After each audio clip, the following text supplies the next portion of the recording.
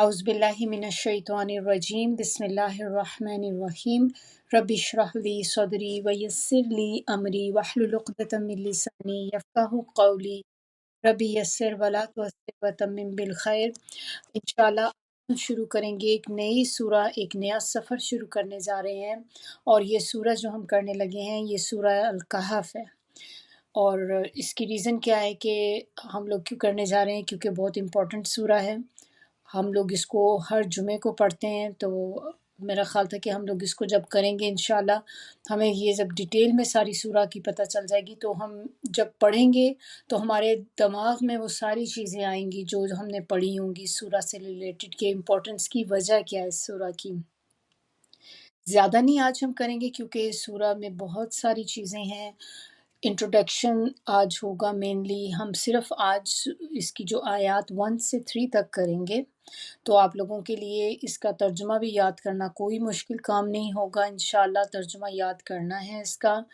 تو صرف 3 آیات ہیں، نیکسٹ ویک انشاءاللہ سنوں گی میں، یا آپ گروپ میں پرائیویٹلی ہم میں سے کسی بھی ایڈمن کو آپ اپنا سینڈ کر سکتے ہیں، اور ہم لوگ انشاءاللہ آپ کا یہ سن لیں گے۔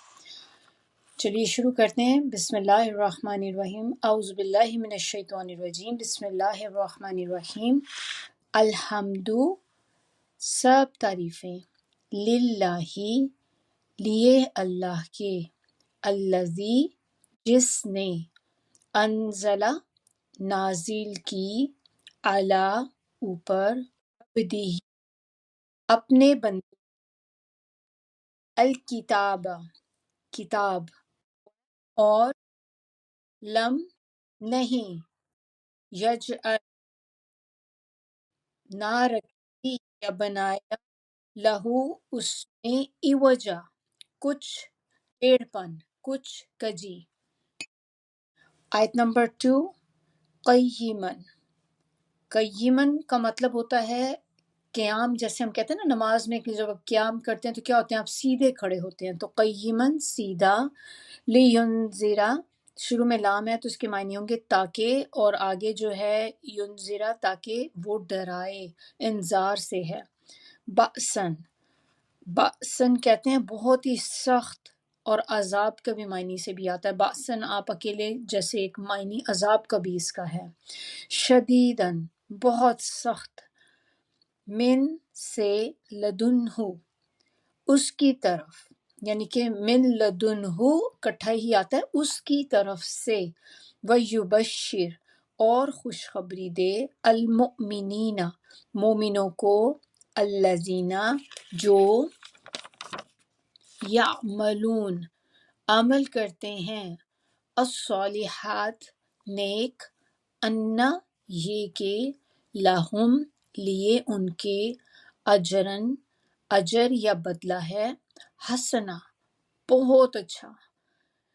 آیت نمبر 3، ماکثین، اور وہ رہیں گے، اور نہیں ہے، سوری واو نہیں ہے شروع میں، ماکثین، وہ رہیں گے،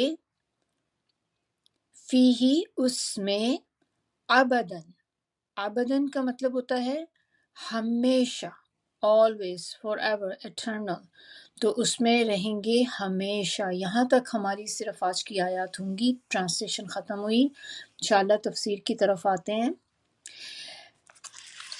بسم اللہ الرحمن الرحیم، رب اشرح لی صدری ویسر لی امری واحلل عقدۃ من لسانی یفقہوا قولی رب یسر ولا تعسر وتمم بالخیر۔ اللہ تعالیٰ ہمیں توفیق دے کہ ہم اس سورہ کو اچھے طریقے سے سمجھ کے پڑھ سکیں، اسی لیے ہم اس کو تھوڑا تھوڑا لے کے چل رہے ہیں تاکہ ہم اچھی طرح اس کی ایک ایک چیز سمجھ جائیں۔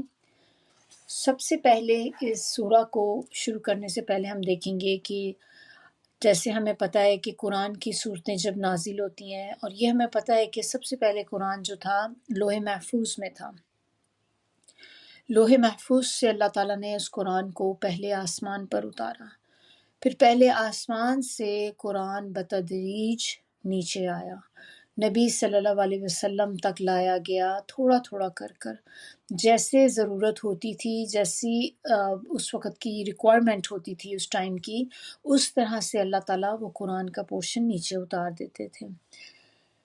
تو اسی طرح جب وہ قرآن کا پورشن اترتا تھا تو اس کی کوئی ریزن بنتی تھی کہ جس کی وجہ سے وہ اللہ تعالیٰ اس ٹائم پہ وہ پورشن قرآن کا اتارتے تھے. اس کو کہتے ہیں شان نزول، کہ اس کے نزول ہونے کی، اس کے اترنے کی چیز ریزن کیا جو تھی بنتی ہے. تو یہاں پر جو سورہ کہف ہے اس کا شان نزول یعنی کہ اترنے کی جو ریزن، مشرکین مکہ جو تھے نبی صلی اللہ علیہ وسلم کے اوپر بلیو نہیں کرتے تھے. وہ ان کو صادق امین تو کہتے تھے، ان کو ہر طرح سے ان کی جو کوالٹیز تھیں ان کو مانتے تھے، لیکن نبی صلی اللہ علیہ وسلم کو جب نبوت ملی تو جو باتیں نبی صلی اللہ علیہ وسلم بتاتے تھے اللہ کے متعلق، آخرت کے متعلق، قیامت کے دن کے متعلق، دوبارہ اٹھائے جانے کے متعلق، یہ باتیں وہ نبی صلی اللہ علیہ وسلم کی نہیں مانتے تھے. اس پر انہیں اب ان کو سمجھ نہیں آ رہی تھی کہ ہم کیا کریں، کیونکہ نالج تو ان کا کچھ تھا نہیں.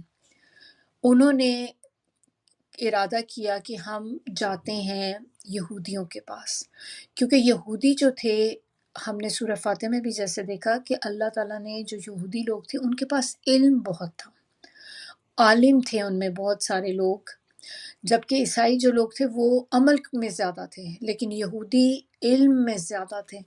تو انہوں نے کیا کیا، یہ مشرکین مکہ جو تھے، یہ چونکہ اہل کتاب نہیں تھے تو یہ اہل کتاب والوں کے پاس گئے جن میں جیسے عیسائی اور یہودی لوگ تھے. انہوں نے جا کر ان سے پوچھا، اپنے کچھ لوگوں کو ان کے پاس بھیجا کہ تم ان سے جا کے پوچھ کے آؤ کہ آپ کی کتابوں میں اللہ تعالیٰ نے بتایا ہے رسول کے بارے میں کہ جو آنے والے ہیں ان کی کوالٹیز، ان کی کریکٹرسٹکس، کہ کیا چیزیں ہیں. تو وہ نبی صلی اللہ علیہ وسلم کے بارے میں کنفرم کرنا چاہ رہے تھے. تو جب یہ انہوں نے اپنے لوگ ان کے پاس بھیجے، یہودیوں کو سارا بتایا کہ اس طرح سے ہمارے وہاں پر ایک بندہ ہے اور وہ اس چیز کا دعویٰ کرتا ہے، تو اب آپ ہمیں گائیڈ کریں، آپ ہمیں بتائیں ہم کیا کریں. اپنی کتابوں سے آپ ہمیں بتائیں کیونکہ آپ کے پاس آپ کی کتابیں ہیں، اس میں کیا کہا جاتا ہے ان کے بارے میں.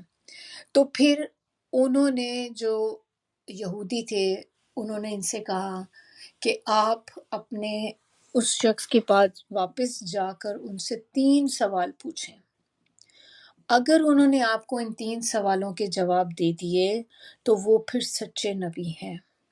اگر وہ نہیں دے پاتے تو اس کا مطلب کہ وہ پیغمبر نہیں ہیں.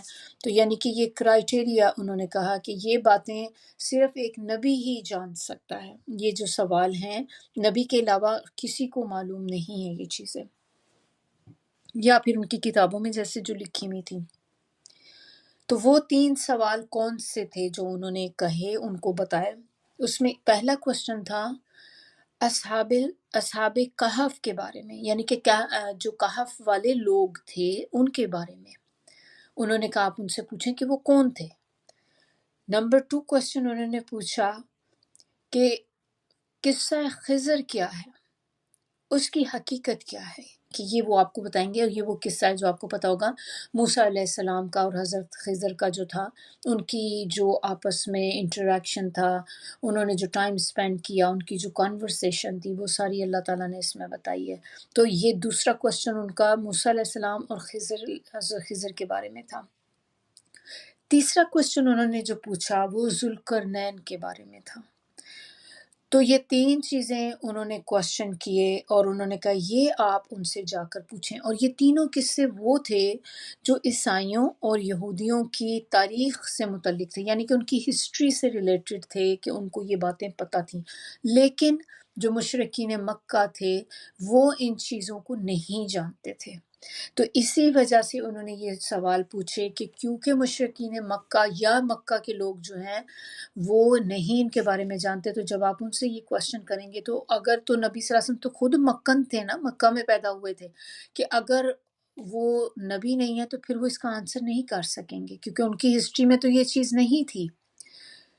تو یہ کوشچن انہوں نے پوچھے تو اللہ تعالیٰ نے اپنے نبی صلی اللہ علیہ وسلم کے منہ سے نہ صرف ان کو ان سوالات کے جواب دیے بلکہ اللہ تعالیٰ نے ان قصوں کے ساتھ، یعنی کہ ان واقعات کے ساتھ اللہ تعالیٰ نے وہ سارے حالات بھی بتا دیے، لوگوں تک اوپن کر دیے جو اس وقت کے مسلمانوں پر ہو رہے تھے، یعنی کہ جو ظلم و ستم ان پر ڈھایا جا رہا تھا اس ٹائم پیریڈ پہ، اللہ تعالیٰ نے انہی قصوں کے ساتھ وہ بھی بیان کر دیے تاکہ ساتھ ساتھ لوگوں کو پتہ چل جائے کہ ہم کیا کر رہے ہیں، اور اللہ تعالیٰ نے اس کے ذریعے لوگوں کو لیسن بھی دیے بہت سارے۔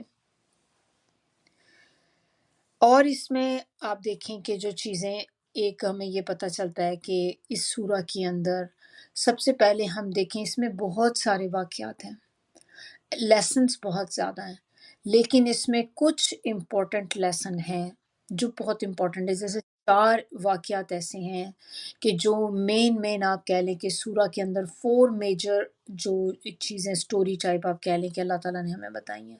نمبر 1 اس کے اندر جو ہے وہ ہے اصحاب کہف کا قصہ، پیپل آف کیو، اور ان سٹوریز کے ساتھ ہمیں ٹرائلز بھی پتہ چلتے ہیں، ان کے لیسنز بھی پتہ چلتے ہیں کہ ہر سٹوری کے ساتھ ایک ٹرائل تھا جس کی وجہ سے یہاں پہ بتایا گیا۔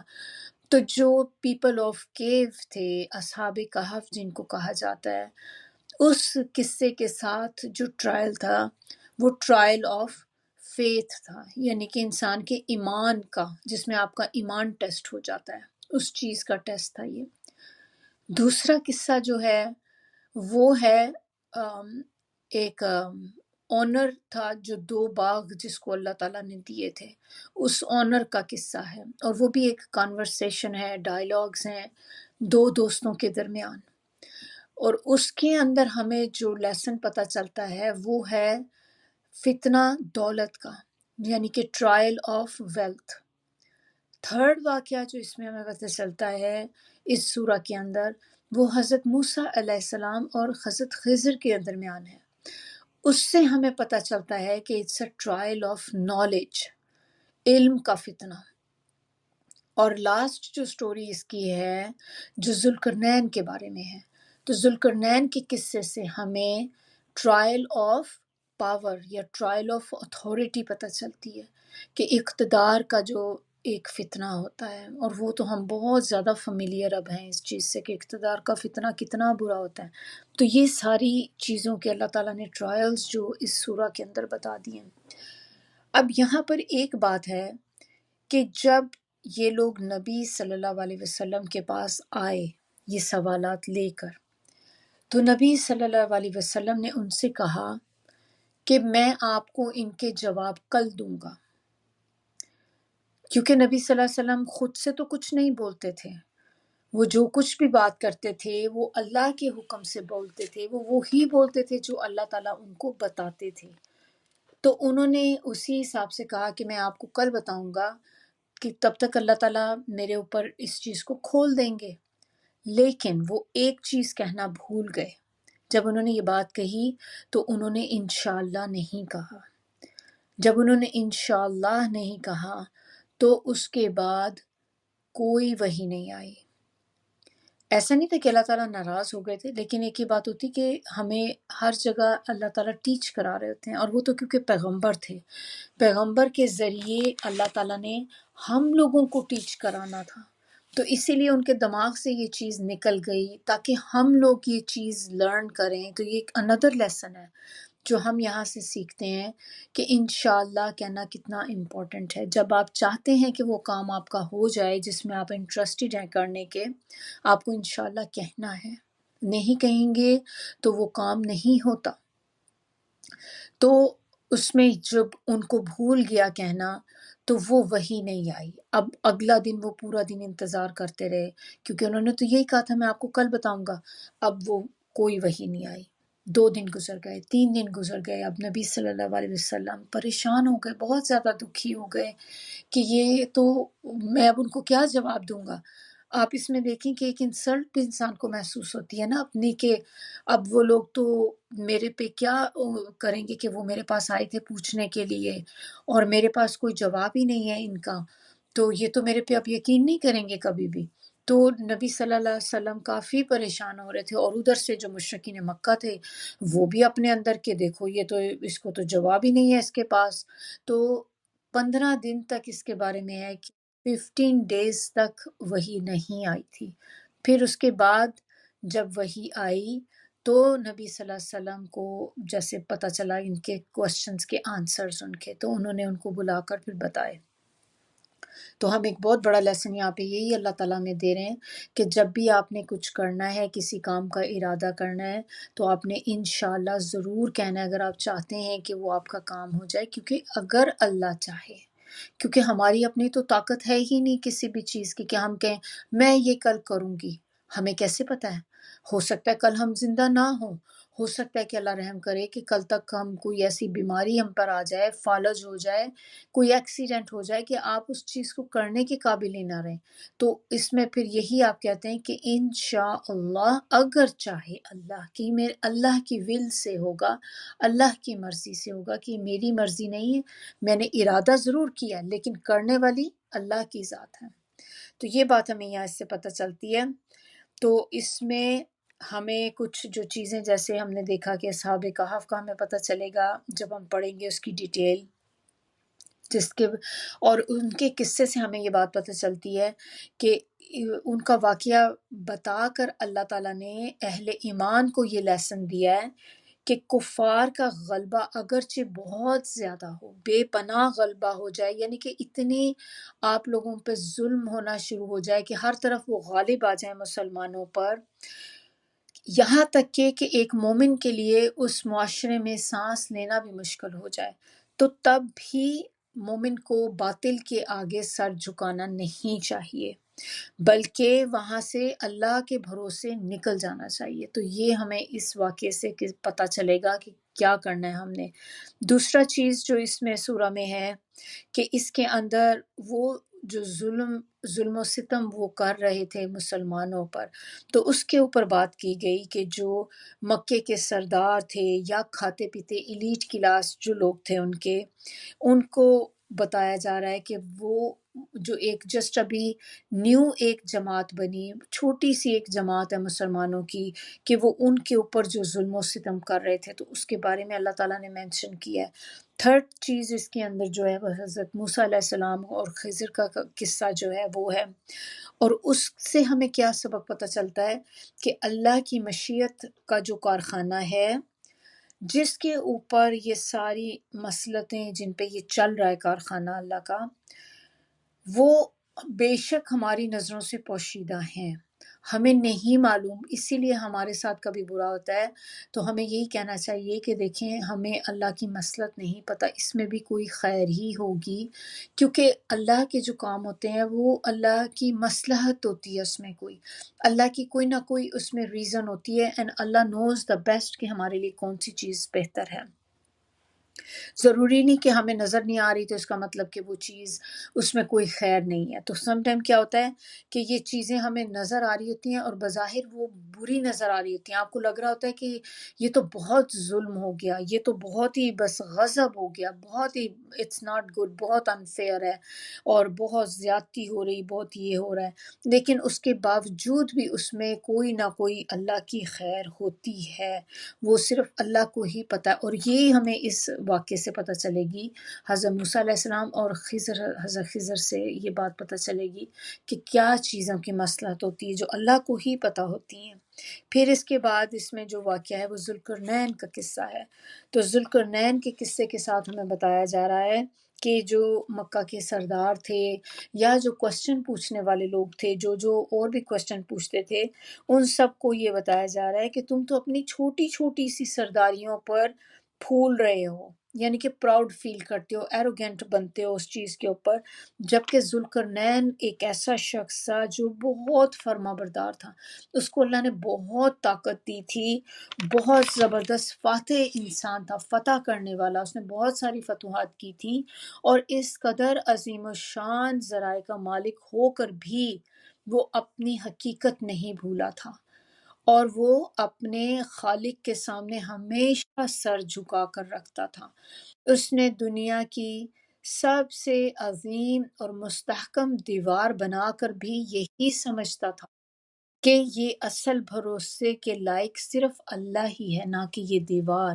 یعنی کہ کیا بات ہمیں پتہ چلتی ہے کہ دیوار تو اس نے بنا دی، لیکن اس کو پھر بھی یہ تھا کہ یہ دیوار آپ کو تبھی بچا سکتی ہے جب اللہ کا اذن، مین کا توکل اللہ پر ہونا چاہیے، اس دیوار پہ نہیں کہ دیوار آپ نے، اب یہ بھی نہیں کہ آپ ہاتھ پہ ہاتھ دھر کے بیٹھ جائیں اور بس اللہ توکل کر کے بیٹھ جائیں کہ اللہ تعالیٰ بچا لے گا، اللہ نے بچانا ہوگا تو میں کیوں کو، آپ نے اپنی کوشش پوری کرنی ہے، اس کے بعد آپ نے اللہ پہ توکل کرنا ہے کہ میں نے اپنا کام کر دیا، لیکن کے بعد بھی بچت ہوگی وہ اللہ کے ہی وجہ سے ہوگی، اللہ کے اذن سے ہوگی۔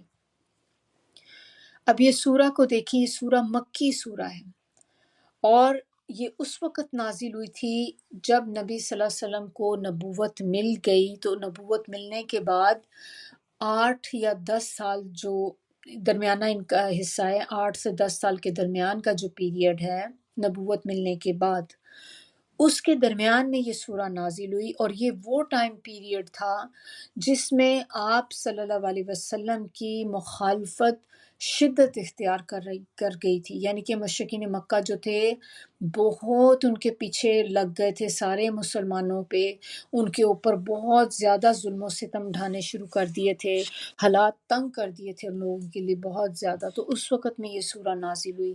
اور یہ سورہ جو تھی، جو سورہ الغاشیہ ہم نے پڑھی تھی جز 30 میں، اس کے بعد یہ سورہ نازل ہوئی۔ اب اس کا نام جو ہے کہف، اس کے معنی دیکھیں کہ کیا ہوتے ہیں۔ کہف کہتے ہیں کیو کو، پہاڑوں کے اندر ہوتا ہے نا کیو، غار بھی کہتے ہیں جس کو، تو یہ اس کے معنی عربک میں اس کو کہف کہتے ہیں۔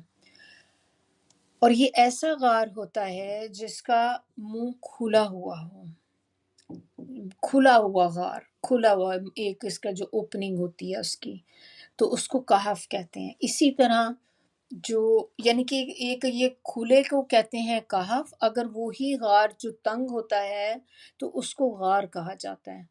تھوڑا سا فرق ہے دونوں میں کہ وہی آپ چھوٹا سا جیسے ہوتا ہے، تو جیسے غار ہیرا ہم نے دیکھا سنا ہے، اس میں ہم پڑھتے ہیں سیرہ کے اندر بھی، تو غار ہیرا، غار سور، وہ چھوٹے چھوٹے غار تھے، اسی لیے ان کو غار کہا جاتا ہے۔ اس کو کہف اس لیے کہا گیا کیونکہ یہ بڑا تھا اور یہ کھلا ہوا تھا، بڑا سے جیسے روم کی طرح ہوتا ہے اس طریقے سے، یہ تھوڑا سا فرق ہے اس میں۔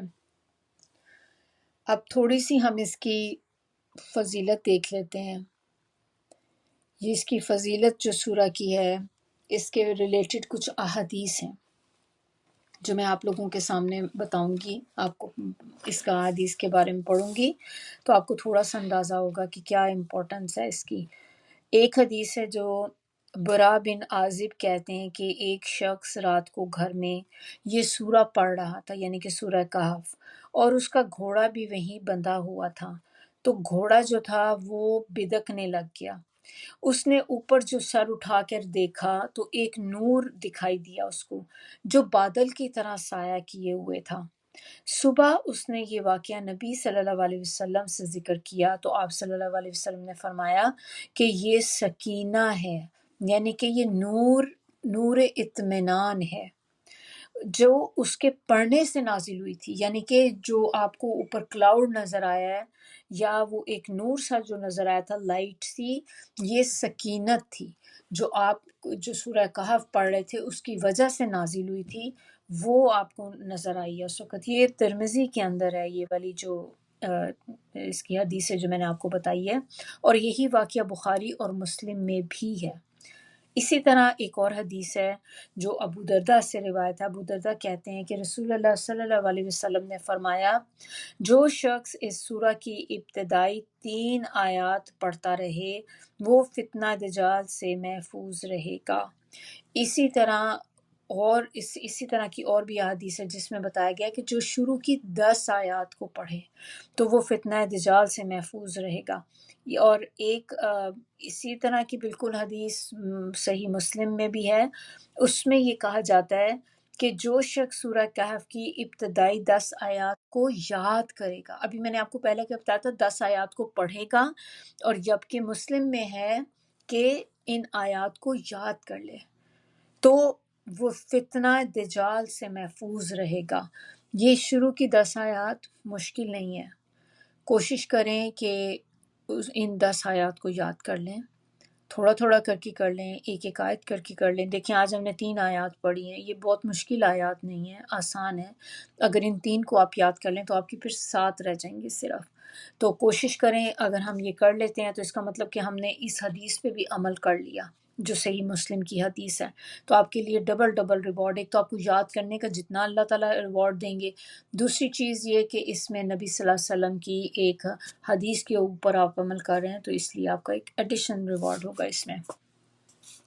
اور اس کے اندر ایک اور حدیث میں بتایا جاتا ہے، ابو سعید سے روایت ہے، وہ کہتے ہیں کہ رسول اللہ صلی اللہ علیہ وسلم نے فرمایا، جو شخص جمعے کے دن سورہ کہف پڑھے تو وہ 2 جمعوں کے درمیان اس کے لیے نور روشن ہو جاتا ہے، یعنی کہ یہ سورہ آپ کے لیے ایک جمعے سے لے کر دوسرے جمعے تک باعث نور ہوتی ہے۔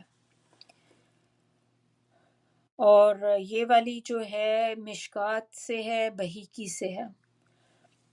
اب یہ والی ہم نے احادیث کی اس کی تھوڑی سی فضیلت ہم نے دیکھ لی، جو ہمیں پتہ چلتی ہے کہ یہ ہمیں فتنہ دجال سے چیز محفوظ رکھتی ہے۔ اس کے علاوہ کچھ اور بھی اس کی فضیلتیں ہیں جو میں آپ کو بتا دیتی ہوں پوائنٹر کی صورت میں۔ اس میں یہ ہے کہ یہ سورہ کو پورا پڑھنا باعث رحمت ہے، اور اس کی کچھ آیات پڑھنا بھی، جیسے آپ اس کی شروع کی 10 بھی پڑھ لیتے ہیں تو وہ بھی باعث رحمت ہے، تو یہ سورہ اتساب پوری کی پوری جو ہے باعث رحمت ہے اس کا پڑھنا۔ پھر اگلا پوائنٹ اس میں جو ہے وہ یہ کہ اس کا پڑھنا باعث سکون ہے۔ پھر اس میں نیکسٹ پوائنٹ جو ہے وہ یہ فتنہ دجال سے محفوظ رکھتی ہے۔ نیکسٹ پوائنٹ، اس کو جمعے کے دن پڑھنے سے اگلے جمعے تک نور ہوگا۔ پھر اس سے اگلے والا کہ قیامت کے دن یہ باعث نور ہوگی۔ ایک تو ہم نے دیکھا ہے کہ ایک جمعے سے لے کے دوسرے جمعے تک نور ہوگی، دوسری کیا ہے کہ یہ قیامت کے دن نور ہوگی، یہ سورہ باعث سے نور ہوگی۔ تو نور کیا ہوتا ہے؟ نور تو ہمیں پتہ ہے نا، لائٹ کو کہتے ہیں، روشنی۔ جب روشنی ہوتی تو کیا ہوتا ہے؟ اندھیرا ہو، اگر کبھی آپ دیکھیں رات کا ٹائم ہوتا ہے، آپ کسی کمرے میں انٹر ہوتے ہیں، اس کمرے میں بالکل اندھیرا ہے، تو کیا آپ کو اس کمرے کی کوئی چیز نظر آئے گی؟ کچھ بھی نظر نہیں آئے گا۔ تو آپ اس کو کیا کرتے ہیں؟ اپنے آپ کو چیزیں دیکھنے کے لیے کہ آپ کو اس کمرے کا ویو ہو جائے تو ہم کیا کرتے ہیں؟ ہم اس کی لائٹ آن کر دیتے ہیں نا، یا آپ لائٹ آن کرتے ہیں، یا نہیں تو آپ جیسے پرانے زمانے میں ہوتے تھے تو کیا کیا کرتے تھے لوگ؟ لیمپس ہوتے تھے ان کے پاس، آئل لیمپس، اس طرح سے وہ چیزیں، لالٹین ہوتی تھی، تو یہ چیزیں چراغ وغیرہ جلا کر اس سے ایک دم سے روشنی ہو جاتی تھی۔ تو جب روشنی ہوتی ہے تو اب کیا ہوتا ہے؟ وہ چیزیں آپ کے لیے ویزیبل ہو جاتی ہیں، اس کمرے میں جو جو چیزیں پڑی ہیں وہ سب آپ کو نظر آنی شروع ہو جاتی ہیں۔ تو اسی طرح دنیا میں جو نور ہے وہ قرآن ہے۔ یہ قرآن روشنی کرتا ہے ہمارے اندھیروں میں، کہ ہمارے جو اندھیرے ہیں ہمارے ارد گرد یا ہمارے دل کے اندر جو اندھیرے ہیں، یہ قرآن ان کے اندر، اس اندھیرے کے اندر روشنی کر دیتا ہے، جس کی وجہ سے ہمیں چیزیں صاف ستھری نظر آنی شروع ہو جاتی ہیں، اور یہ دور کرتا ہے ہمارے اندھیروں کو۔ اندھیرے جو ہوتے ہیں وہ دیکھیں کس کس چیز کے اندھیرے ہو سکتے ہیں۔ اندھیرے آپ کے جیسے ایک ہوتا ہے کہ جاہلیت کے، جہالت ہوتی ہے نا، جہالت کے اندھیرے، کہ انسان جاہل ہوتا ہے، اس کو سمجھ نہیں ہوتی۔ جیسے آپ قرآن پڑھنا شروع کرتے ہیں تو انسان کو سمجھ آنی شروع ہو جاتی چیزوں کی، کہ میری اصل حقیقت کیا ہے، میری زندگی کا مقصد کیا ہے، تو انسان کے اوپر جہالت کے اندھیرے ختم ہوتے ہیں۔ پھر اس کے علاوہ شکوک و شبہات جو انسان کی زندگی میں بہت ساری چیزوں پر آ جاتے ہیں، اللہ کے بارے میں ڈاؤٹ ہونے لگ جاتا ہے، تقدیر کے بارے میں ڈاؤٹ ہونے لگ جاتا ہے، تو اس طرح سے جب آپ قرآن پڑھتے ہیں تو آپ کے یہ شکوک و شبہات ختم ہوتے ہیں، کنفیوژنز جو بھی آپ کے دل میں ہوتی ہیں اس قرآن کے ذریعے وہ دور ہو جاتی ہیں۔ اور یہ جو نور ہے یہ پھر ہمیں گائیڈ کرتا ہے اگلے ہفتے تک، جس کی وجہ سے انسان فتنوں کو پہچان سکتا ہے، اس کو یہ سمجھ آتی ہے کہ یہ چیز اگر میں کروں گا تو یہ اللہ کی طرف سے ایک آزمائش ہے، مجھے یہ نہیں کرنی۔ تو یہ آپ کہہ لیں کہ اللہ تعالیٰ آپ کے دل کی آنکھ کو کھول دیتے ہیں، اور وہ اس نور کی وجہ سے دل کی آنکھ کھل جاتی ہے، تو وہ نور جو ہوتا ہے وہ آپ کے لیے ایک، آپ کے لیے وہ کہتے ہیں نا مشعل راہ، کہ آپ کے لیے ایک لائٹ بن جاتا ہے جو آپ کو راستہ دکھاتا ہے، اب آپ کو صحیح اور برے کی پہچان بتاتا ہے وہ۔ پھر اس کے بعد اور کیا چیز یہ کرتی ہے سورہ؟ یہ تمام فتنوں سے بھی محفوظ رکھتی ہے انسان کو۔ پھر اس کے بارے میں ایک ہے کہ جس گھر میں یہ پڑھی جائے شیطان نہیں آتا وہاں پہ، اور یہ سورہ ایک ہی دفعہ میں پوری کی پوری نازل ہوئی ہے۔ ہمیں پتہ ہے نا، بہت سی صورتیں تو ہم نے دیکھی کہ دنیا میں جیسے نبی صلی اللہ علیہ وسلم کو جب دی گئیں تو کچھ صورتیں ایسی تھیں جو ایک ساتھ پوری نہیں اتری تھیں، وہ پورشن پورشن کر کے اتری تھی، جبکہ یہ والی سورہ جو ہے یہ ساری ایک ہی وقت میں ایٹ اے ٹائم اتری تھی۔ پھر ایک بہت انٹرسٹنگ چیز اس کے ساتھ ہے، آپ لوگوں کو بھی فیسینیٹ کرے گی جیسے مجھے کرتی ہے، کہ یہ سورہ کے ساتھ جب یہ نازل ہوئی تھی 70,000 فرشتے جو تھے وہ اس کے ساتھ تھے، لے کر آئے 70,000 فرشتے اس سورہ کے ساتھ آئے۔ تو امیجن کریں کہ اس سورہ کی ویلیو کیا ہوگی جس کی وجہ سے اتنے فرشتے اس کے لیے وی آئی پی ٹریٹمنٹ دینے کے لیے آئے، اس کے پروٹوکول کے لیے آئے، اس کو جیسے ہمارے آج کل ہوتا ہے نا، بڑے بڑے یہ جو ہوتے ہیں پولیٹیشنز ہیں یا جو گورنمنٹ میں لوگ ہوتے ہیں، پریزیڈنٹ ہے، وائس پریزیڈنٹ، اس طرح کے جو لوگ امپورٹنٹ جو ہوتے ہیں، تو ان کے ساتھ بھی دیکھیں پورا ایک پروٹوکول جا رہا ہوتا ہے نا ان کی پروٹیکشن کے لیے۔ تو اسی طرح اس سورہ کے ساتھ 70,000 فرشتے جو تھے وہ آئے تھے۔ اب اس کے بعد میں یہاں تک ہمارا یہ ہو گیا، تو ہم آگے اب دیکھتے ہیں اس کی شروع کیسے ہوتی ہے سورہ۔ پہلی آیت کی طرف آتے ہیں۔ یہ آیت سٹارٹ ہی ہو رہی ہے الحمدللہ، سب تعریف اللہ کے لیے، الذی، وہ جس نے، انزل علی عبدہ الکتاب، جس نے اپنے بندے کے اوپر جس کتاب نازل کی، ولم یجعل لہ عوجا، جس میں اس نے کوئی ٹیڑھ پن نہیں رکھا۔ تو سب تعریف اللہ کے لیے۔ کچھ یاد آتا ہے اس کو پڑھ کے ذہن میں کون سی سورہ آتی ہے؟ کیا ہم نے سورہ فاتحہ میں پڑھا تھا نا، الحمدللہ رب العالمین الرحمن الرحیم۔ کون کون سی کچھ صورتیں ایسی ہیں قرآن کی جو اسی طرح سٹارٹ ہوتی ہیں؟ جیسے ان میں سورہ فاتحہ ہے، سورہ کہف ہے، سورہ انعام، سورہ سبا، سورہ فاطر، یہ ساری صورتیں جو ہیں الحمدللہ سے سٹارٹ ہوتی ہیں۔ اور یہ جو لفظ ہے نا الحمدللہ، قرآن کے اندر 38 ٹائم آیا ہے یہ۔ تو اب یہاں سے ہم آگے اس کی تھوڑی سی اب ڈیٹیل دیکھتے ہیں اس آیت کی، کہ اللہ تعالیٰ ہمیں کیا بتانا چاہ رہے ہیں اس آیت کے ذریعے، کون سا امپورٹنٹ لیسن ہمیں دیا جا رہا ہے۔ تو یہاں پر اللہ تعالیٰ ہمیں بتا رہے ہیں کہ الحمد، سب تعریف اللہ کے لیے ہے۔ اور تعریف جو یہ الحمد کا معنی ہے، الحمد کہتے ہیں تعریف، اور یہ صرف اور صرف اللہ کے لیے یوز ہوتا ہے۔ آپ کسی بندے کے لیے الحمد کا ورڈ یوز نہیں کر سکتے، کیونکہ یہ جب بھی آئے گا یہ صرف اللہ ہی کی تعریف اس میں ہوگی۔ اگر آپ نے بندے کے لیے یوز کرنا ہے تعریف کا، تو اس کے لیے جو ورڈ آتا ہے وہ مدح آتا ہے۔ مدح جیسے کہتے ہیں نا، کسی کی مدح کرنا، کسی کی تعریف کرنا، تو مدح جو ہے وہ انسانوں کے لیے آتا ہے، حمد جو ہے وہ خالص اللہ کے لیے آتا ہے۔ مدح جو ہوتا ہے اس کے اندر کوئی شرط نہیں ہے، کسی کی بھی آپ تعریف کر سکتے ہیں۔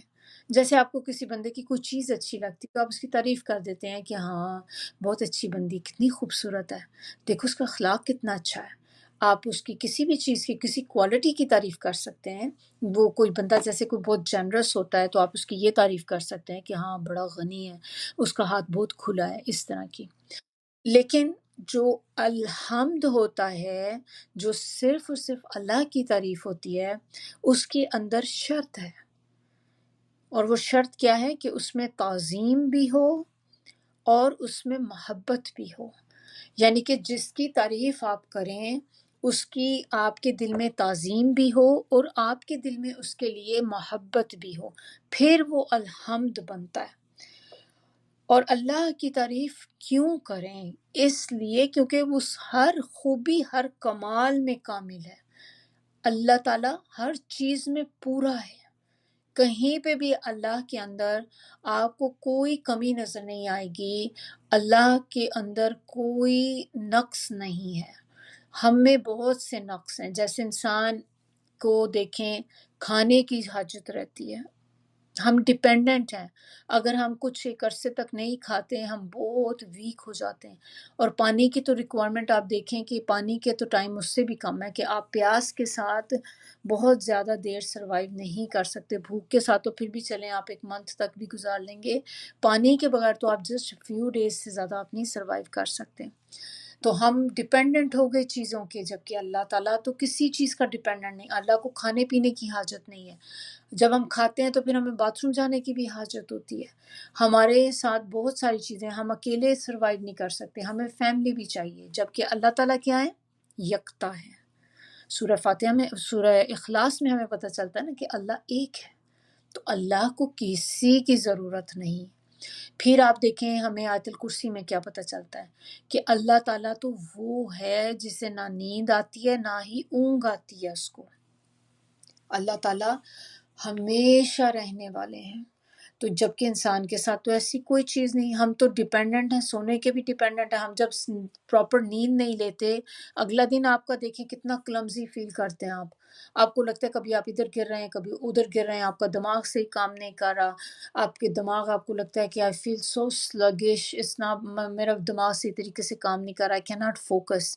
تو جب کہ اللہ تعالیٰ کو ضرورت ہی نہیں سونے کی، اللہ کو تو اونگ بھی نہیں آتی، تو یہ سارے کریکٹرسٹک اللہ تعالیٰ کے، پھر اللہ تعالیٰ کے نام دیکھیں جتنی اللہ تعالیٰ کی صفات ہیں کہ یہ ساری اللہ تعالیٰ اپنی ہر چیز میں کمپلیٹ ہے۔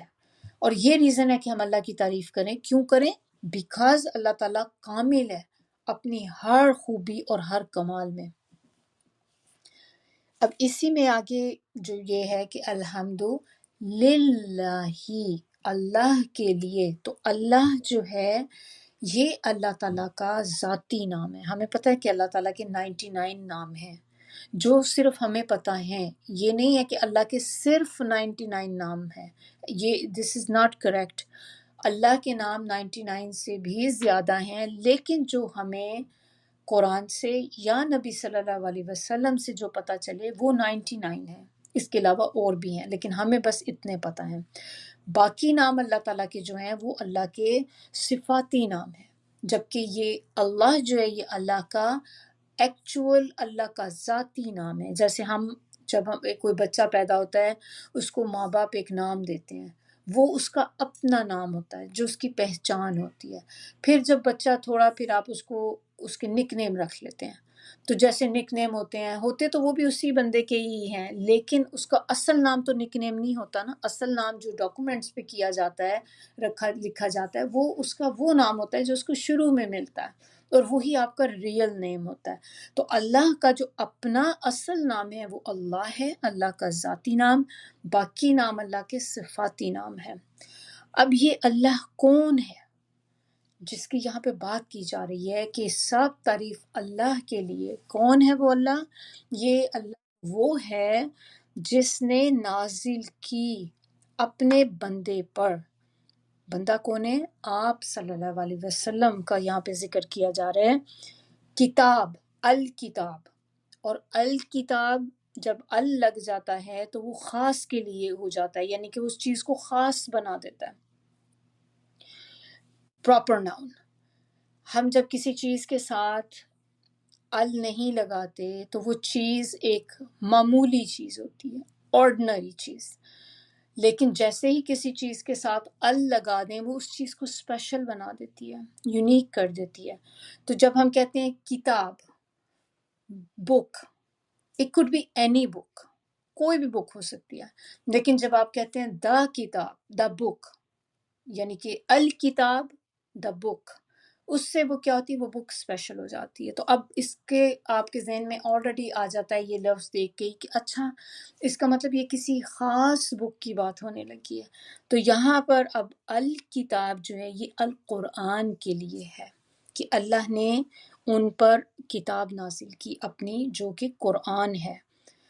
یہاں پر ایک امپورٹنٹ چیز ہے کہ اللہ تعالیٰ نے نبی صلی اللہ علیہ وسلم کا نام تو نہیں لیا، یہ تو نہیں کہا کہ محمد صلی اللہ علیہ وسلم کے اوپر نازل کی ہے، اللہ تعالیٰ نے ان کو کیا کہا؟ عبدی ہی، میرا بندہ یعنی کہ اس کا بندہ. اللہ کی بات ہو رہی کہ اللہ وہ ہے جس نے اپنے بندے پر نازل کی. تو یہاں پر کہنے کا مقصد یا اس طریقے سے یہ ایک پیار کا طریقہ ہے، بڑی ایک جس میں آپ کہہ لیں کہ محبت شو ہوتی. آپ جیسے کسی کو کہتے ہیں کہ یہ میرا بیٹا ہے، یہ میری چیز ہے، یہ میرے ہسبینڈ ہے، یہ میری بیوی ہے، یہ میرا گھر ہے. یہ چیز کیا شو کرتی ہے؟ آپ کی پوسیشن، کہ یہ چیز آپ کے کنٹرول میں ہے، یہ آپ کی ہے. جب ہمیں بھی کوئی کہتا ہے، ایون ہمارے ہسبینڈ بھی جب کسی کو انٹروڈیوس کرائے تو کہیں یہ میری بیوی ہے، تو آپ کو کیسا لگتا ہے؟ بہت اچھا لگتا ہے. ظاہر ہے ہمیں ہوتا ہے کہ آپ کو لگتا ہے کہ یس میں اپنے کہ وی بلونگ ٹوگیدر ناؤ، کہ آپ کے ہسبینڈ اس چیز کو کلیم کر رہے ہیں کہ یہ میری بیوی ہے، یہ میرا گھر ہے، یہ میرے بچے ہیں. تو یہ چیز انسان کی ایک رسپیکٹ کے لیے ہوتی ہے. تو یہاں پر اللہ تعالیٰ نے ان کو یہ اپنا بندہ کہہ کر ایک بہت بڑا مرتبہ اور آنر جو تھی نبی صلی اللہ علیہ وسلم کو دی. اور کیوں ملی ہے ان کو یہ آنر؟ ان کو کیوں کہا ہے کہ عبدی ہی؟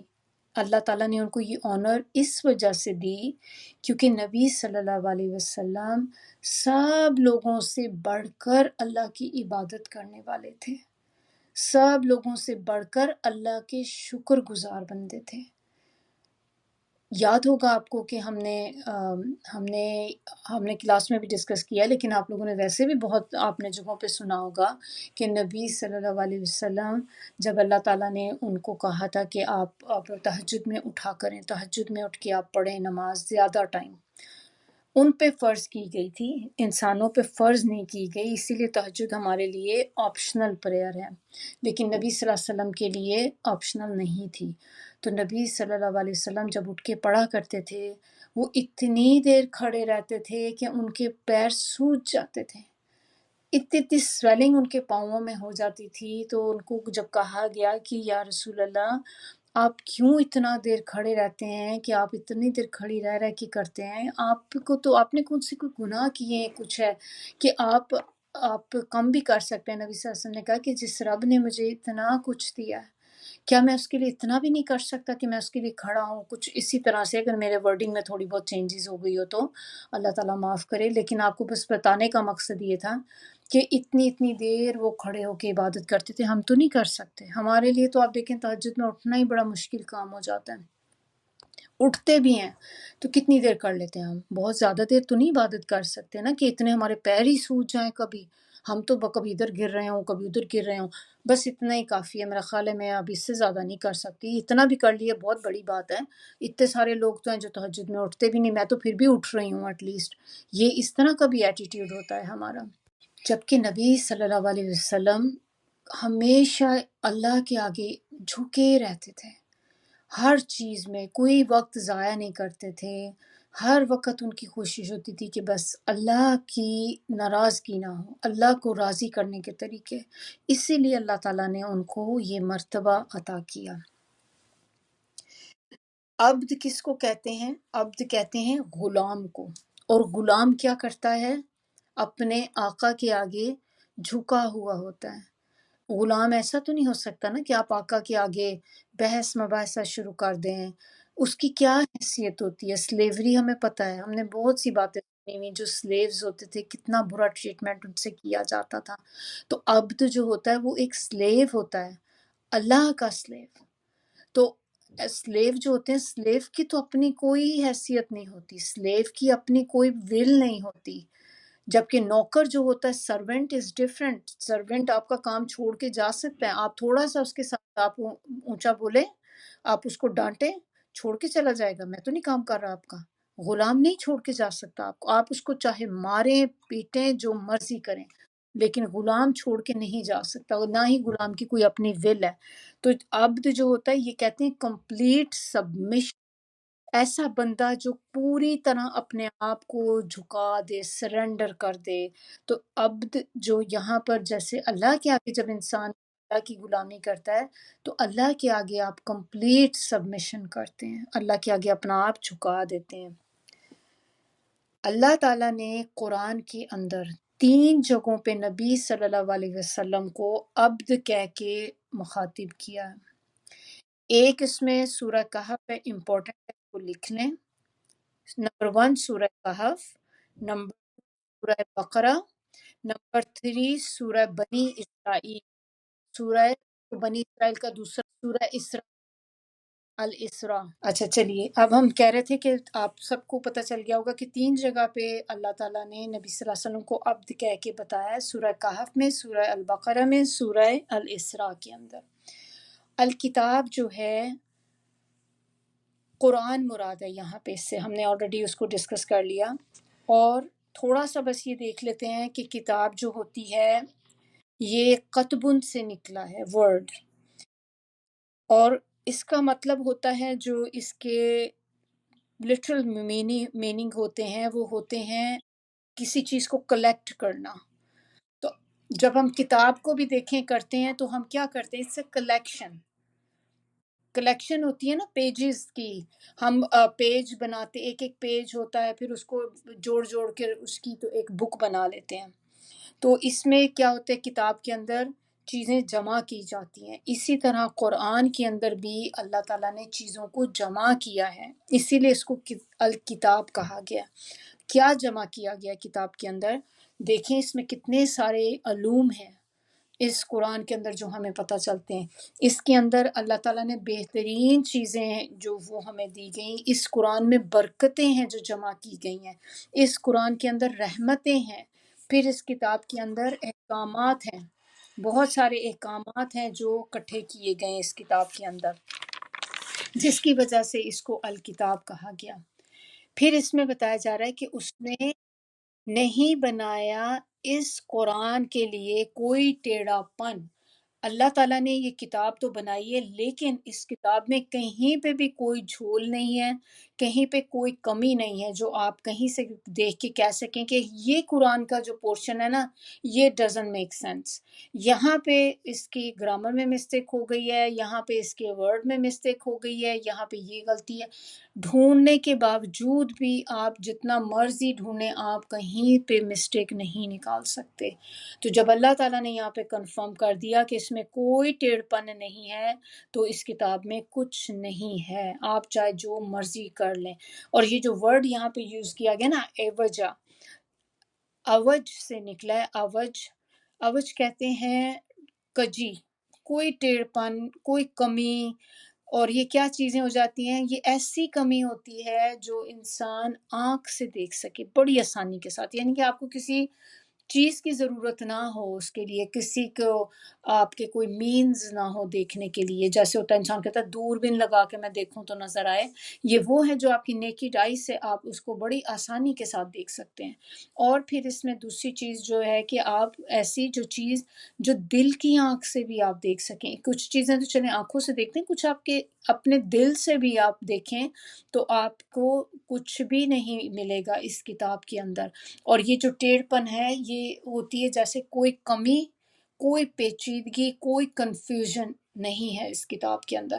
اور اسی سے ریلیٹڈ اس کا پروف ہمیں ایک اور بھی ملتا ہے کہ سورہ غافر جو ہے آیت نمبر 28، اس کے اندر اللہ تعالیٰ فرماتے ہیں کہ قرآن عربی جس میں کوئی عوج نہیں، تاکہ لوگ تقوی اختیار کریں۔ تو یہ بھی ہمیں اسی سے یہی چیز کی کنفرمیشن اس جگہ سے بھی ہوتی ہے کہ اللہ تعالیٰ کہہ رہے ہیں لوگ تقوی اختیار کریں، اسی لیے اللہ تعالیٰ نے اس کے اندر کچھ ہے ہی نہیں کہ آپ اس کو پڑھیں تو ہو ہی نہیں سکتا کہ اس کو پڑھنے کے بعد، سمجھ کے پڑھنے کے بعد کہ انسان کے دل میں اللہ کا ڈر نہ آئے۔ پھر آیت نمبر 2 میں ہم دیکھتے ہیں، آیت نمبر 2 میں اللہ تعالیٰ کہہ رہے ہیں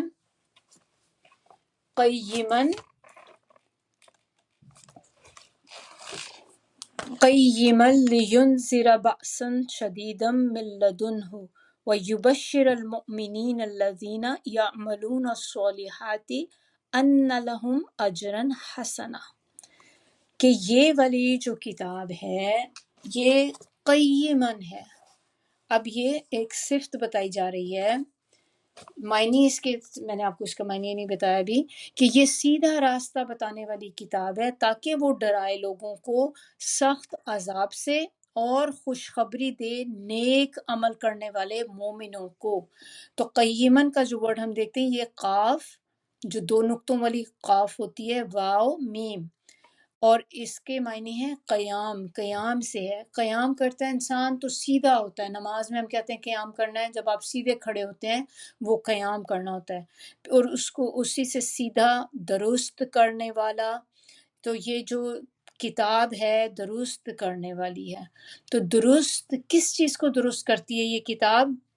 عمل کو، ہمارے جو اعمال ہیں جو ہم کرتے ہیں ان کو درست کرتی ہے، ہمارے عقیدے کو درست کرتی ہے، ہمارے معاملات کو درست کرتی ہے، ہمارے اخلاق کو درست کرتی ہے، ہمارے کردار کو درست کرتی ہے۔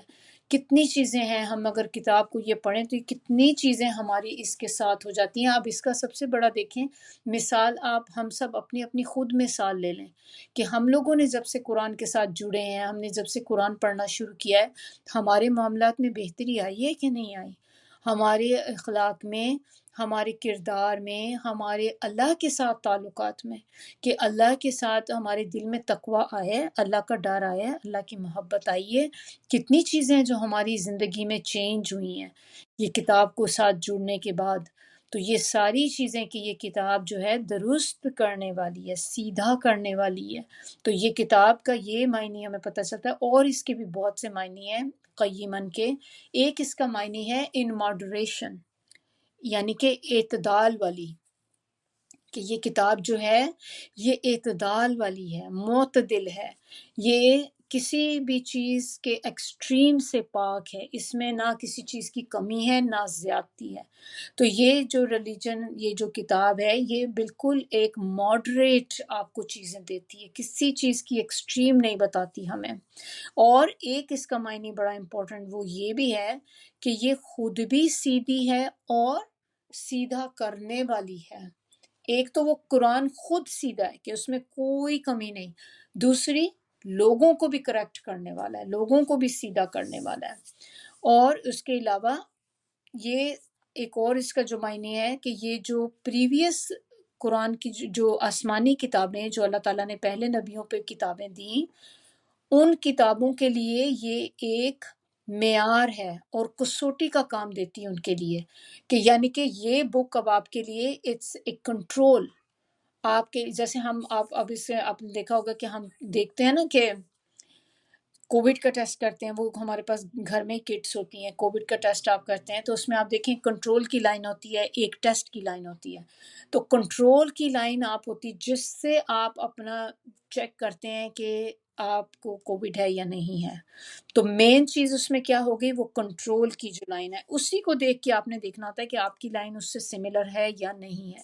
تو یہ والی کتاب جو ہے قرآن، القرآن، یہ ایک کنٹرول ہے پرانی کتابوں کے لیے، کہ اب پرانی کتابیں جو پرانی کتابیں یعنی کہ جو پہلے کتابیں آئیں نبیوں کو دی گئیں، آپ اس کتاب کے ذریعے ان کی بکس کو چیک کر سکتے ہیں کہ اس میں کون سی چیز ہے جو کریکٹ ہے اور کون سی غلط ہے۔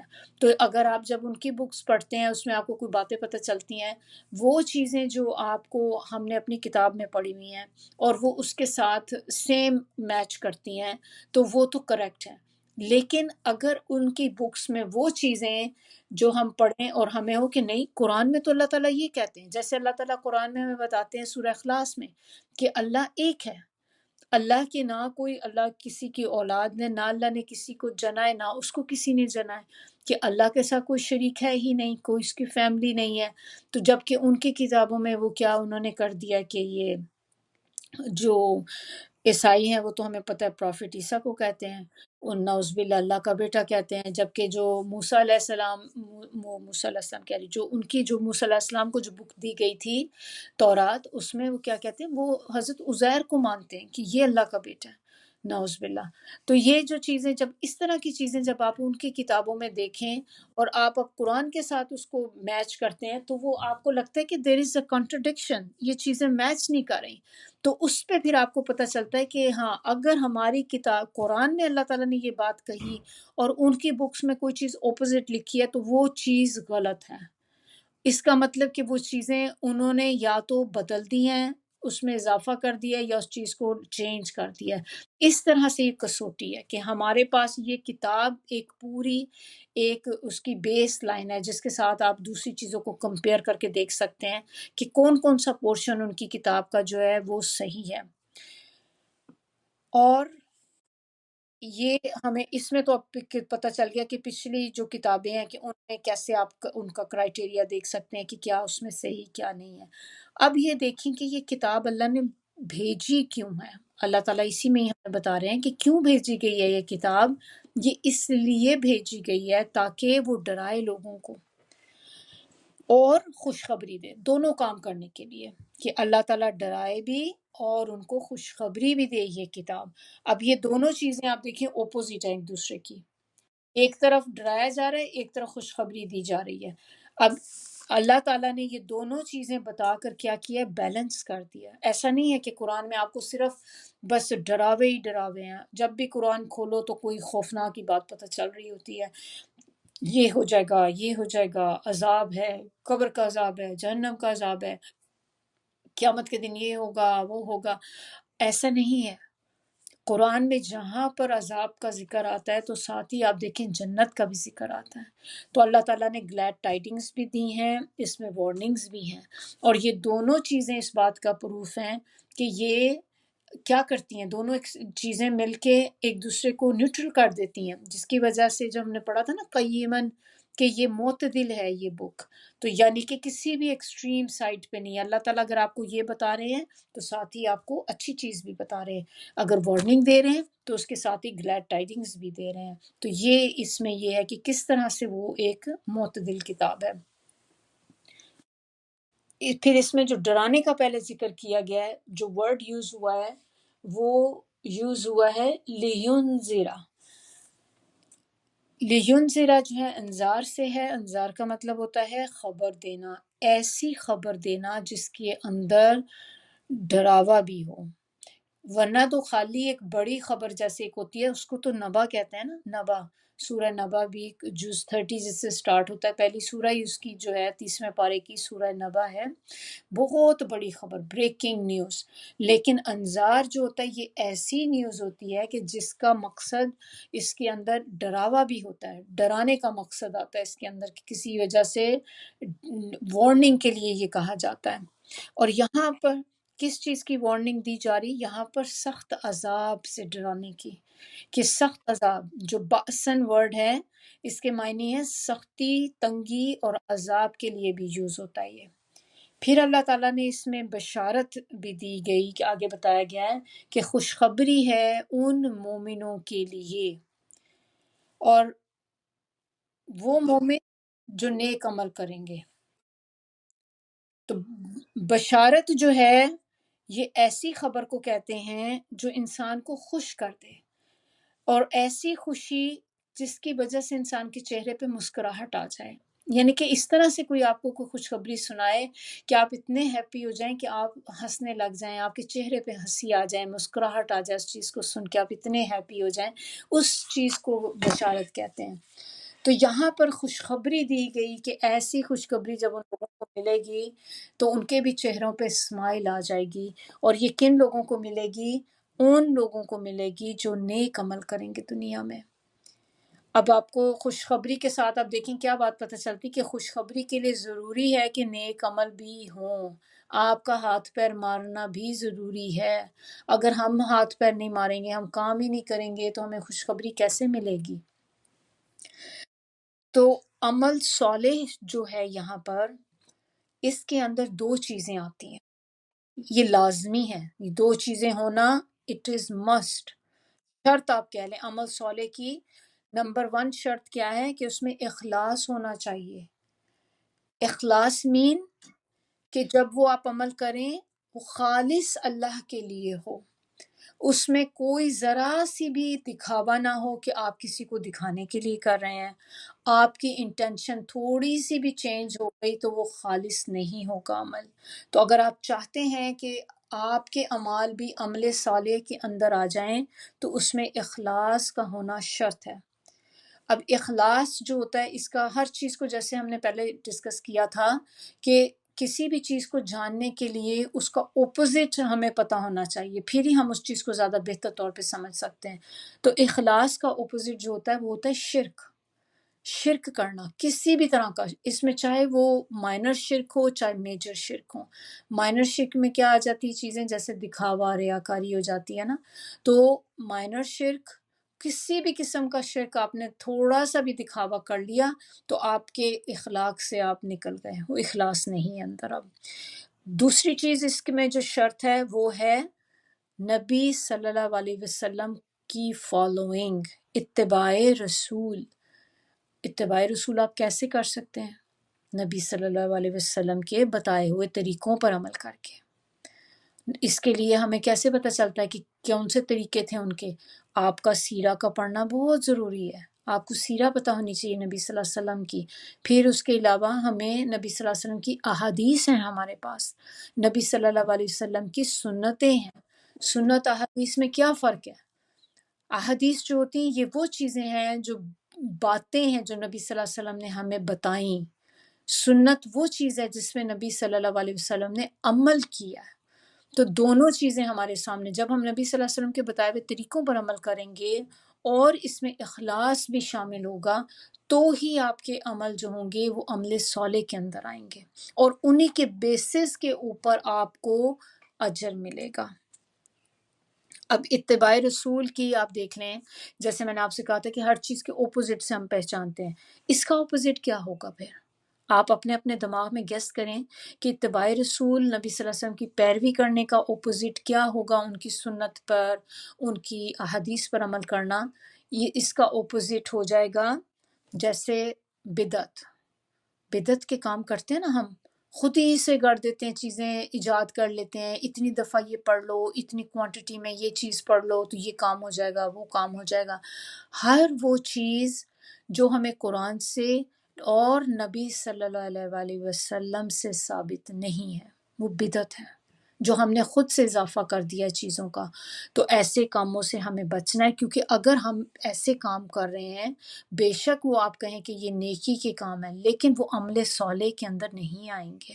اگر ہم چاہتے ہیں کہ اعمال ہمارے ایکسیپٹ ہوں اللہ کے ہاں، تو ہمیں یہ دو شرطوں کا خیال رکھنا پڑے گا۔ اٹ از ویری امپورٹنٹ، تو اسی لیے آپ ان کو لکھ لیں، بڑا بڑا لکھ کے لگانا چاہیے ہمیں کہ یہ دو کام، ہر اپنا کام کرنے وقت جائزہ لیں کہ یہ دو چیزوں پہ، کرائیٹیریا پہ پورے اتر رہا ہے میرا کام، اگر اتر رہا ہے تو you are good to go. اب آگے ورڈ ہے اجر۔ اجرن حسنہ جو ہے نا، تو اجر جو ہے اس کے کیا معنی ہوتے ہیں؟ ہم تو اردو میں بھی ہمیں پتہ ہے نا، ہم کہتے ہیں اس کا اجر ہے بہت زیادہ، اتنے دفعہ پڑھو گے نا اس کا اتنا اجر ملے گا۔ اجر معاوضے کو کہتے ہیں۔ کس سے؟ اور معاوضہ کیا ہوتا ہے؟ آپ کو کب ملتا ہے معاوضہ؟ کسی کام کرنے کے بعد، جب آپ کوئی کام کر لیں تو اس کے بعد ہی معاوضہ ملے گا نا۔ ایسا تو نہیں ہوتا آپ کو کبھی بھی کہ کام آپ نے کیا ہی نہیں، آپ کو معاوضہ پہلے ہی مل گیا، انہوں نے دے دیا آپ کو، یہ جی آپ ایڈوانس میں لے لیں، کام بھلے آپ کریں نہ کریں لیکن آپ کو ہم نے پہلے سے ہی پیسے دے دیے ہیں اس کے۔ ایسا نہیں ہوتا، دنیا میں بھی آپ کہیں کریں، آپ اپنا کام کمپلیٹ کرتے ہیں، پھر اس کے بعد آپ کو پیمنٹ کی جاتی ہے اس کی۔ تو جنت کا کیسے ہو سکتا ہے پھر کہ اگر ہم جنت کے لیے کام نہ کریں تو ہمیں پھر بھی اجر ملے گا بہت؟ ظاہر سی بات ہے، وہاں بھی اگر ہمیں معاوضہ چاہیے تو اس کے لیے ہمیں کام تو کر کے دکھانا پڑے گا نا، کوئی کام کریں گے تو اس کا معاوضہ ملے گا۔ اور حسنہ جو، حسنن جو ہے اس میں احسنن، اجرن حسنن، تو حسنہ جو ہے یہ حسن سے نکلا ہے۔ حسن کہتے ہیں بہترین، بہت اچھا۔ احسن بھی نام رکھتے ہیں لوگوں کا، بچوں کا نام رکھا جاتا ہے احسن، یعنی کہ بہت بہترین، ایگزیجریشن کا ہے یہ۔ عمل ہوگا تو ہی اجر حسن ہوگا، اگر آپ کے پاس عمل ہی نہیں ہے اور وہ بھی عمل صالح نہیں ہے تو پھر اجر حسنہ نہیں ملے گا آپ کو۔ تو یہ ورڈ اگر اکٹھا ہی اگر ہم دیکھیں اجرن حسنہ، تو یہ یہاں پر اللہ تعالیٰ ریفر کر رہے ہیں جنت کے ساتھ، کہ اجر پھر ان کے لیے جو اللہ تعالیٰ نے رکھا ہے ان کو پھر جنت ملے گی، اور یہ وہ جنت ہوگی جو کسی نے کبھی جس کا تصور نہیں کیا ہوگا، کسی آنکھ نے کبھی وہ چیز دیکھی نہیں ہوگی، کسی کان نے کبھی سنی نہیں ہوگی۔ انسان کے لیے یہ ایک بالکل ایک سرپرائز ہوگا جو وہاں جا کر مومنوں کو ملے گا، اور وہ دیکھ کر حیران رہ جائیں گے کہ اتنی خوبصورت جنت جو اللہ نے ہمارے لیے رکھی ہے۔ ہم آج کل اس دنیا میں رہتے ہوئے ہم تو اس چیز کا اندازہ کر ہی نہیں سکتے، کیونکہ ہمارے سامنے مثالیں ہی نہیں ہیں ایسی، ہم اس کا احاطہ ہی نہیں کر سکتے، ہم اس کو ذہن میں لا ہی نہیں سکتے کہ پتہ نہیں کیا چیز ہوگی جو اللہ نے رکھی ہے۔ لیکن اللہ کا وعدہ ہے، اور وہ ظاہر سی بات ہے بہت زبردست چیز ہوگی۔ یہ تو پھر جو وہاں پہنچیں گے ان کو ہی جا کے پتہ چلے گا۔ اللہ تعالیٰ ہم سب کو بھی ان میں شامل کرے کہ جنہیں اللہ تعالیٰ جنت میں داخل کریں گے، آمین ثم آمین۔ اگلی آیت میں، آیت نمبر 3 میں اللہ تعالیٰ کہہ رہے ہیں، اس میں جو آج کا ہماری آخری آیت ہوگی، ماں کسی نہ فیہی ابدا، اس جنت میں وہ ہمیشہ رہیں گے۔ یعنی کہ دنیا میں ہم کسی اچھی جگہ جاتے ہیں تو آپ دیکھیں ہمیں پتہ ہوتا ہے کہ ہم نے ایک وقت اس جگہ سے چلے جانا ہے۔ کہیں بھی آپ کسی ایسی اسپاٹ پہ جاتے ہیں، ویکیشن پہ جاتے ہیں، بہت ہی خوبصورت بیچ پہ چلے جائیں، آپ کتنی دیر رہ لیں گے؟ کچھ فیو ڈیز رہ لیں گے، فیو آورز رہ لیں گے، آخر ایک دن تو آپ کو واپس آنا ہی آنا ہے نا۔ تو کوئی بھی چیز جو ہے وہ ہمیشگی والی نہیں ہے۔ تو اسی طرح جب آپ دنیا میں آپ کو ہوتا ہے کہ کوئی چیز آپ جاتے ہیں ہمیشہ نہیں، لیکن جنت ایک ایسی جگہ ہوگی کہ جہاں پر آپ جائیں گے تو اس میں آپ ہمیشہ رہیں گے، پھر وہاں پر وہ کبھی ختم نہیں ہوگا۔ آپ کو کبھی یہ ڈر نہیں ہوگا کہ کبھی مجھے اس جنت سے نکال دیا جائے گا، کبھی مجھے کوئی کک آؤٹ کر دے گا، کبھی میں پیمنٹ نہیں کر سکوں گی تو مجھے اس گھر سے نکال دیا جائے گا، یا کبھی ارتھ کوئک آ جائے، آپ کا گھر ڈسٹرائڈ ہو گیا، تو انسان کو کبھی ایسا نہیں ہوگا کہ میں اب یہاں سے مجھے موو کرنا ہے۔ آپ ہمیشہ اس جگہ پہ رہیں گے، کبھی خاتمہ نہیں ہوگا اس زندگی کا۔ تو جنت اللہ تعالیٰ کی جو ہے نا، وہ اللہ نے ایک ماسٹر پیس بنایا ہے، بیونڈ امیجنیشن ہے انسان کی، ایسی چیز ہے کہ جس کا انسان تصور بھی نہیں کر سکتا، اور وہ صرف اور صرف اللہ کے نیک بندوں کے لیے ہے۔ اس دنیا میں اگر آپ دیکھیں ہم کتنی کوششیں کرتے ہیں تاکہ ہمارا ایک اسٹیٹس ہائی ہو جائے، ہمیں اچھی جاب مل جائے، ہمیں اچھی یونیورسٹی میں ایڈمیشن مل جائے، ہمیں میڈیکل میں جانا ہوتا ہے، کسی اچھی جگہ میں ایڈمیشن لینا ہے، تو ہم کتنی محنت دن رات کر رہے ہوتے ہیں۔ اتنی محنت اگر ہم اپنے جنت کے لیے کر لیں تو دیکھیں انسان کب کا ہی اللہ تعالیٰ راضی ہو جائے، اللہ تعالیٰ اس کو جنت دے دے، لیکن ہماری کوششیں اس کے لیے اتنے لیول پہ ہوتی نہیں۔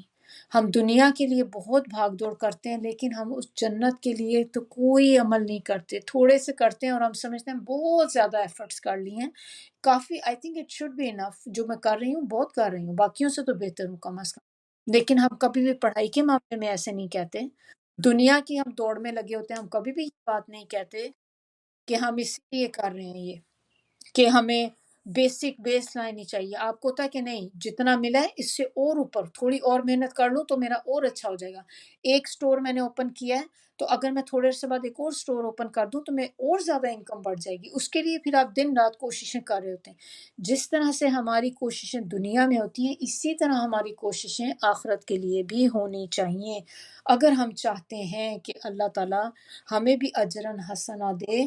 تو محنت اب کس چیز کے لیے کرنی ہے؟ اس چیز کے لیے جو اصل امپورٹنس کی حامل ہے، اور وہ چیز ہے آخرت، جس کو ہم سب بھی بھول جاتے ہیں۔ تو یہاں پر ہم اس کو، ہمارا جو آیات تھیں ہماری فرسٹ 1 to 3، یہ یہاں پر ختم ہوئی۔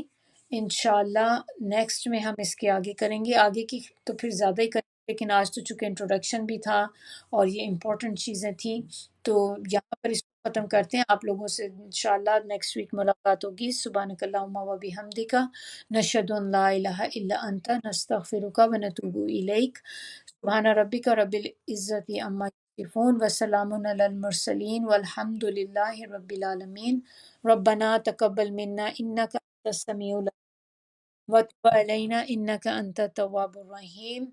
اللہم صلی علی محمد وعلی آل محمد کما صلیت علی ابراہیم وعلی آل ابراہیم انک حمید مجید۔